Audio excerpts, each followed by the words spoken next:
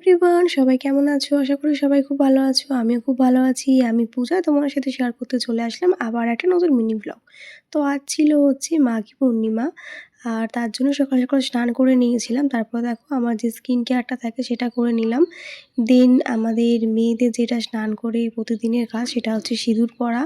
সিঁদুর পরে নিলাম, সাথে হচ্ছে টিপ পরে নিলাম। আর আজকে একটু শাড়ি পরেছিলাম, কারণ আজ যেহেতু মাঘী পূর্ণিমা তাই ছোট করে ঘরে একটু পুজো করব, তার জন্যই কিন্তু আজকে শাড়ি পরে রেডি হওয়া। তারপরে তো চলে আসলাম ঠাকুর ঘরে। আর এই দোলনাটা অনেক দিন ধরেই পড়েছিল, ভাবছিলাম কবে বসাবো, তবে আজকে যেহেতু মাঘী পূর্ণিমা তাই আজকের দিনটা মিস করতে চাইলাম না। পূর্ণিমার দিনেই আমার গোপুসোনাকে তার দোলনায় একেবারে বসিয়ে দিলাম। তো দেখো তার আগে গোপুসোনাকে চন্দন টন্দন দিয়ে একেবারে তার অভিষেকটা করিয়ে দিলাম। তারপরে তো জামা টামা পরিয়ে দেবো। আর আজকের দিনে কে কে পুজো করছো অবশ্যই জানিও।